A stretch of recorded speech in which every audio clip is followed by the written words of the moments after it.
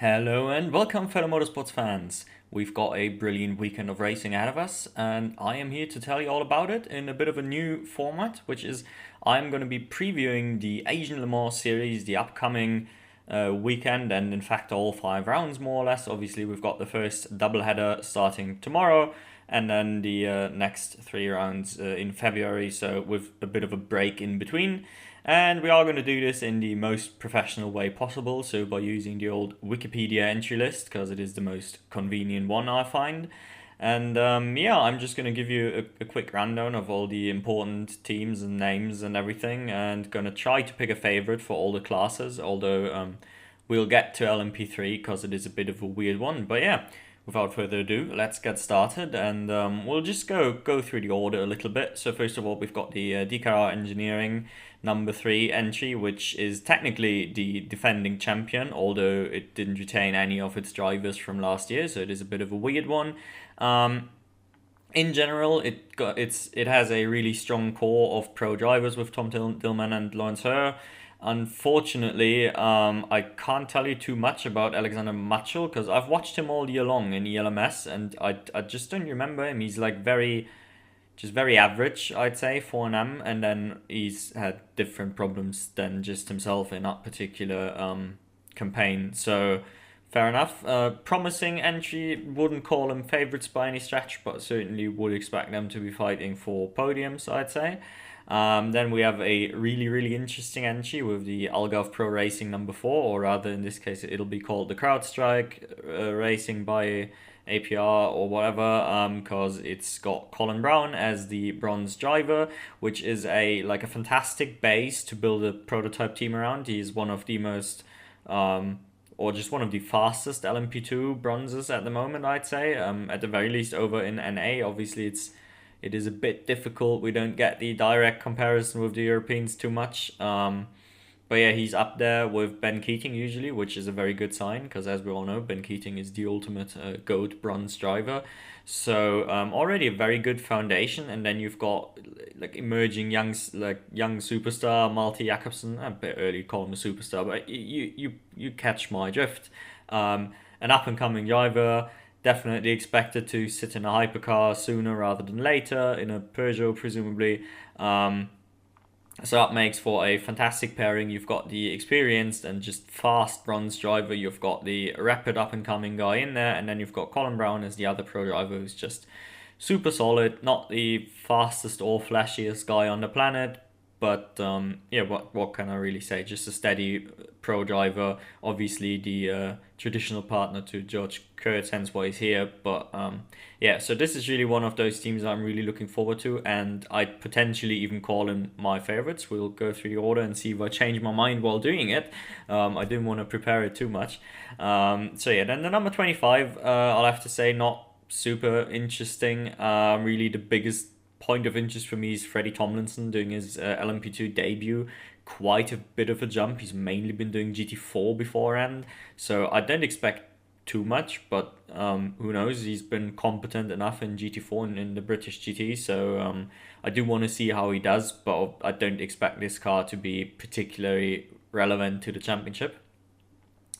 Then we have the double entry from Proton, which obviously is honestly, it's more about the team than the drivers here, where they just recently acquired those two LMP2s from those were the Prema ones, if I remember correctly. So they just have to get used to the car first and everything. For some of the drivers, it's their first time in the car. For PJ Hyatt, it's his prep for the upcoming IMSA season, for his step up to prototypes. For Julian Endlau, it's the first time in an LMP2 as far as I could figure out. So this is really a bit of a test run for everyone involved, I'd say. Obviously, it is a very experienced team, and it's got a lot of very experienced drivers. So theoretically, they could be doing very well, especially in the latter stages of the series.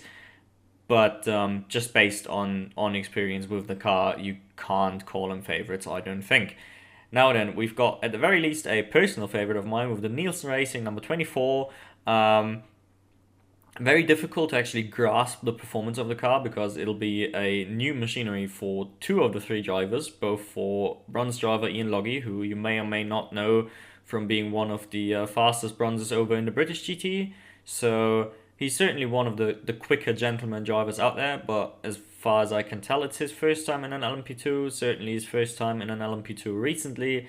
And I don't think he's quite in that like Keating Kurtz level anyway, never mind the lack of experience. So I really like the guy and I hope he's going to do well, but I wouldn't expect an awful lot even in terms of the gentleman drivers. Hope he can prove me wrong though.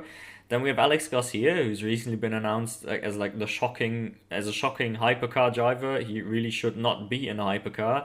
Where he very much should be though is in an LMP2, because he is the reigning LMP3 champion. He's been doing really well in LMP3, and now this is the proper step up, the one he deserves, and the one I'm really looking forward to, because I think he's probably going to turn out to be really good in LMP2.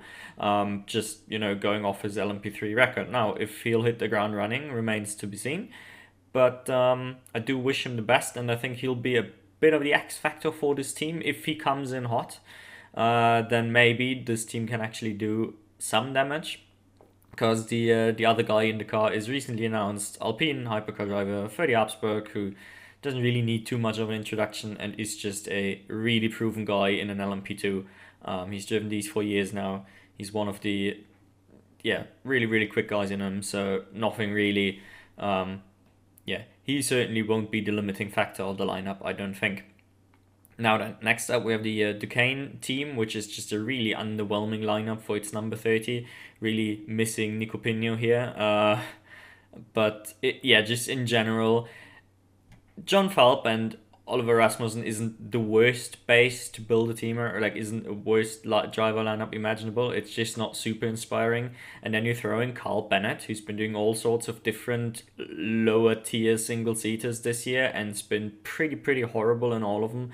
I just don't see this going anywhere, and I honestly hope this car gets to do laps and isn't just in warm more often than not. Maybe this is a bit exaggerating, but you know what I mean. Then we have the presumably the slowest car, at least during some stages of the grid, the ARC Bratislava, because it's got Miro Konopka, and as we know, if you guys have seen any bronze drivers race, then you may notice he is incredibly slow, and therefore this car, Jonas Reed is decent and Matthias Besch is very good actually, or good, but I mean this just isn't going anywhere, I don't think. Then, unless there's a lot of safety car intervention, that could obviously always bring the car back, I suppose.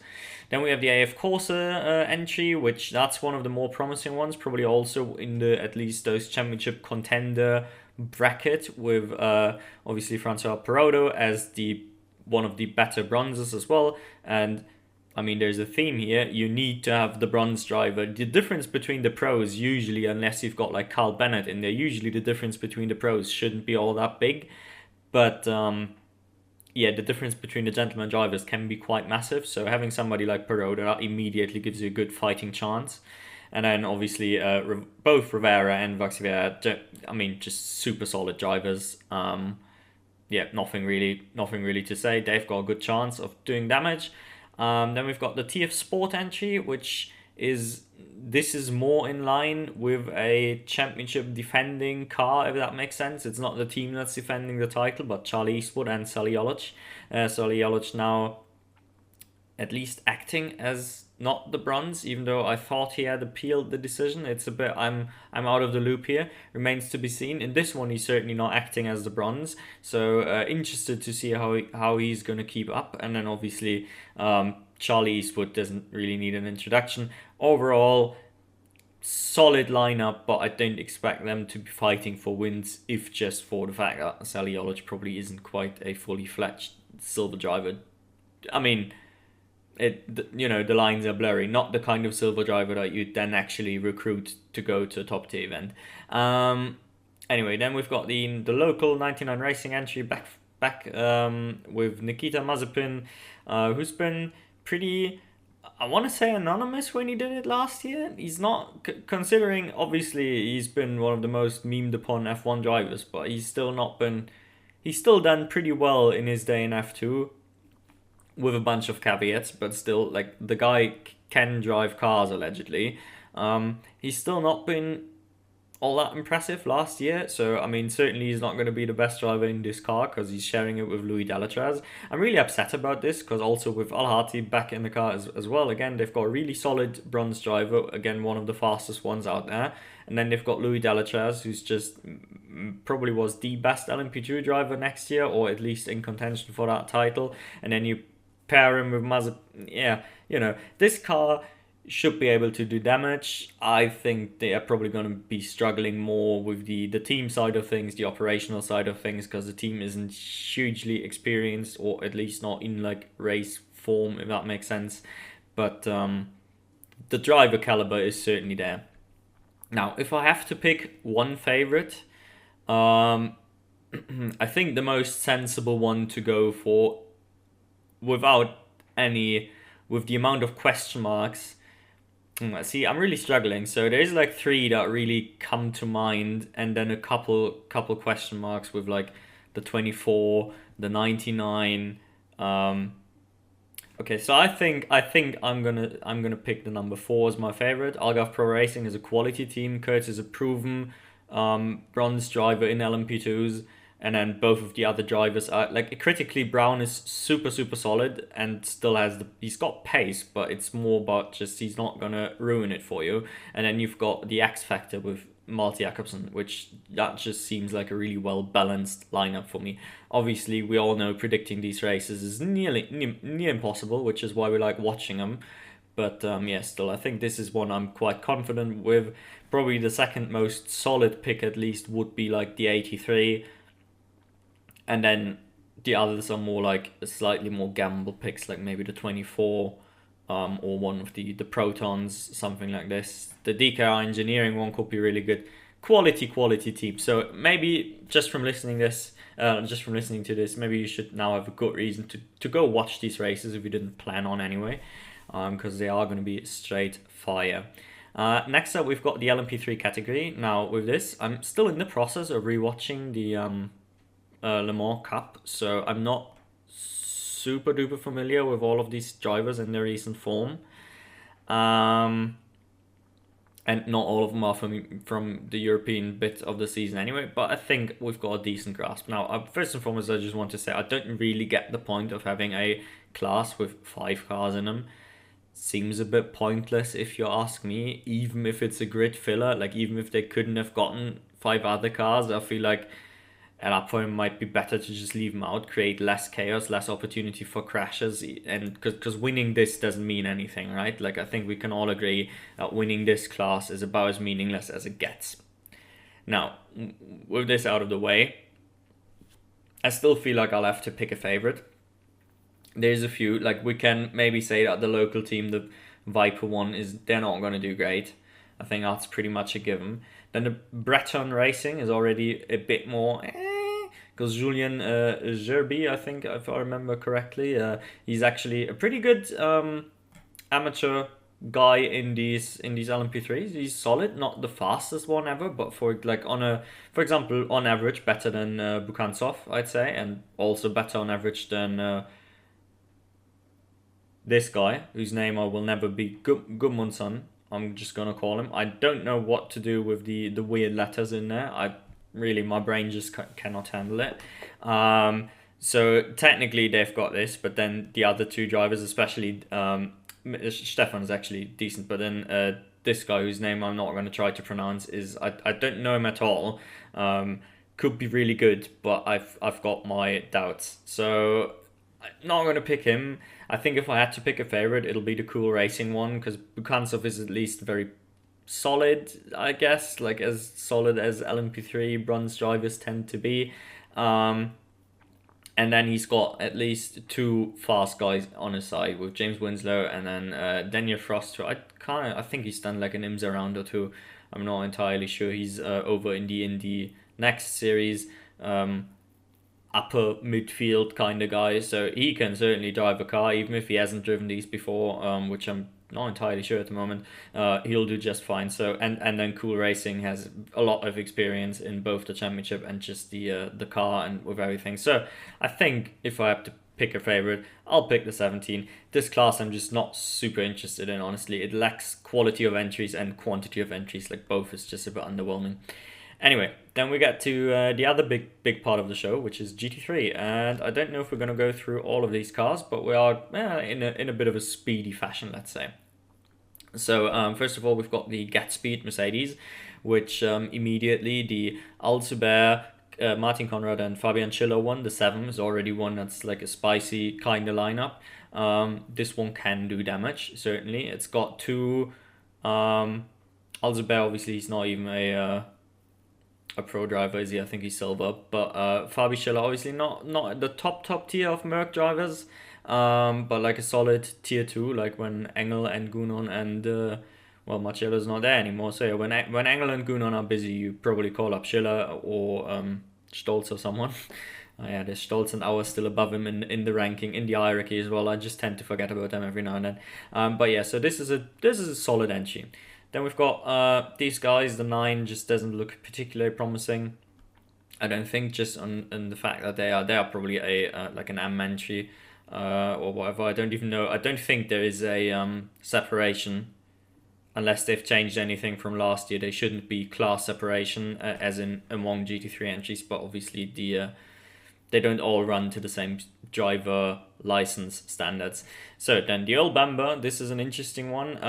Primarily, I'm interested in number 8. Obviously, watching old Bamba in a Porsche is always good fun. But mainly the number 8, because it's the long-awaited GT3 debut for Bastian Boos, who, in case you're not aware, he was the Porsche Junior last year. He did really well in Porsche Cup Germany. He is the Porsche Super Cup champion. So, he is now getting promoted by his employer, which well deserved. And I hope he does really well. And yeah, I'm just excited to do what he can do. He's still a very young guy. Okay, the 11 I don't care about. The 66, this is a interesting looking car at least. I'm not awfully familiar with Andrei Mukovas. Name rings a bell, but I can't quite tell what bell exactly, which usually is a sign for he's a bit meh. But Alex Acker I do like, and Dylan Pereira is sort of just a known quantity. So this is a solid car, and just one that I'll like to watch for Alex Acker really. Then this one, the Leipert Motorsports one, the 19. This is one that can do damage. Because we've got, first of all, one of the better bronzes on the grid with Gabriel Rindoni. I've heard his name so many times over the years, and I just cannot remember. In my head, it's Rindone or Rind1 or something. It's obviously, I think it's Rindoni. Whatever. Fantastic bronze driver, really. Like, you'd expect him to be certainly one of the better ones on this grid, and a ton of experience in Lamborghinis. And then Marco Mappelli doesn't need an introduction in Lamborghinis. And Brandon Leach is obviously like a Leipert Motorsports driver. Primarily, he does a lot of things for him, and he performs really no matter what car you put him in. Just a solid kind of driver. Not exactly a superstar, but this is a very, very well-balanced lineup and should have a lot of potential if the team does their job, I think. The AF Corsa ones... similarly, I suppose-ish. So they are a bit weird. The 21, I do like. That one just has potential, even though I feel like it's more of a practice one for Hario. But still, that's a good-looking lineup, solid-looking lineup. Maybe not championship winning, but still. And the other one, though, not only is like Emmanuel Collard and Cozzolino, they're both good but not great pros, and then Samani is just awful as a bronze. So yeah, this car, the 82 just isn't doing anything. Similarly, the Optimum Motorsports, both of them are just a bit meh. I feel like is quite fitting. Obviously, I do like a bit of Ollie Milroy, Tom Gamble, Sam... I think the 69, actually. Tom Gamble, Sam Dahan, and James Cottingham. That's not a bad lineup. It's not a great lineup, but it's not a bad lineup. Maybe they are going to be all right. Then we've got the Herbert Motorsports Porsches, which this first one, now I'm not entirely sure. He's not Alex Au, which is confusing. I think this is the bad Au. I do sometimes mix them up. There's a few people with that surname. But if I'm not fully confused right now. I think this is the driver who's going to be dragging the team down a little bit. Matteo Caroli is obviously an absolute ace driver in a Porsche, and then Tim Heinemann is at least a good. He's just a pro driver, you know. He's a pretty average pro driver as they come. Then one that I'm really excited about, the 91, the Pure Racing NG, which has recently been announced as the WEC, as one of the two WEC entry Porsches as well, with this exact lineup. So it'll be a fantastic sort of little practice run for the team, I think, again. So yeah, very much looking forward to those. And I also think they are going to do damage. Like, this is a quality lineup. I think they can be fighting, maybe not for the overall win, but you know what? Actually, yeah, maybe potentially they can be fighting for some wins. Actually, I think they have that in them. Then we've got the Craft Bamboo one, which is also quite a cool lineup. Anthony Liu, one of the best in the Asian GT World Challenge Series. So he knows how to drive a car, although I'm not entirely sure how he'd stack up with the European opposition. Jules Gounon, obviously Mercedes ace. Now Marcello is gone, I think pretty much uncontested number one, maybe together with Engel. And then Jaden Ojeda, who's just like an up-and-coming Aussie. I say up-and-coming, like he's got a fair bit of experience. It's not like it's not his debut or anything. So yeah, this is actually a solid enough combo. Could do things. With these guys, I think, yeah, the 42 actually for Santalog, actually very interesting Audi lineup, because I think it's the GT3 debut for Varuti. He's been the best M driver in the GT4 European this year. I'm not entirely sure if he's done GT3 before, but if he hasn't, then this could actually be quite good, because obviously Haas and Magnus are just again, proven good combo. Paul Everard teaming up with Dennis Marshall and a Chinese M driver. This is not looking too promising. I don't think Everard is good enough to be on a team with an M driver as well. The Team Project one, cool cars, not gonna do great. Both of them are gonna struggle for their own individual reasons. The 56 we're mainly interested in because Maxim Austin, it's his GT3 debut. He's been the BMW Cup champion 2 years, like in last year, and now he did reasonably well. He's had a pretty good year in the ADAC GT4 series. And I guess now, yeah, Project 1 might be stepping up to GT3. Maybe it's just a one-off, who knows? But either way, I'm interested to see what he can do. If Sean Galal is your best driver in the car, obviously, we've got problems immediately. And I don't know Han as an M, I don't think. So yeah, this unfortunately, the car's not going to go anywhere, but maybe Austin will put in some nice laps. The 93 is a bit more promising with the British GT winning lineup here. Unfortunately, they also have Christian Bogle, who's been a bit shit throughout the year and years, really. He's just not a great driver. Yeah, he's probably gonna drag the lineup down quite a bit. Like he's supposed to be like the secondary pro on this car, and it's not gonna happen, I'm afraid. So yeah, the 93 is gonna struggle. And then honestly, scanning through the rest of these, they're not awfully interesting. Obviously, the D Station Racing is a bit of I don't even know, maybe a fan favorite in Japan. It's a fan favorite in my heart. I do like the car, but obviously Hoshino as a bronze.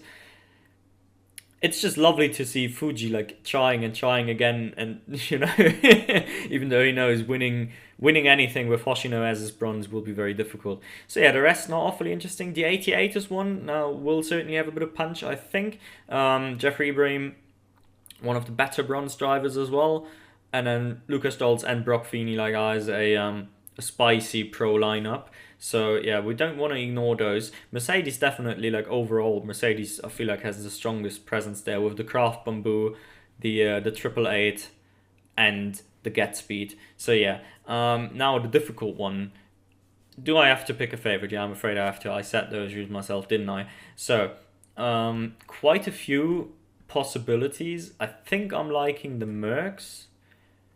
But I do also have a thing for maybe the 91, although I like Joel Sturm is good, but like against some of those teams with two top tier pros in them, I think they'll just run out of firepower a little, if that makes sense. or they could anyway. I could go for a bit of a crazy one because they don't tend to win things all that much. But the 19, I do like the 19, and this feels like flipping a coin or like a 10-sided coin or something. Yeah, actually, I'm gonna go. My favorite is gonna be the number 19. And then if it's not the 19, it's probably a Merc. That's my official prediction for the GT3. Now, obviously, I just do these two. You know, put some stakes up. But yeah, in reality, I'm just really looking forward to watching all of these races. I hope you are as well. Let me know what you're looking forward to the most, and if you want to see the review after the races because you don't have time to watch them, or you just like hearing, discussing with others after the fact, then subscribe to tune in next time. And anyway, I'll see you then. Bye bye.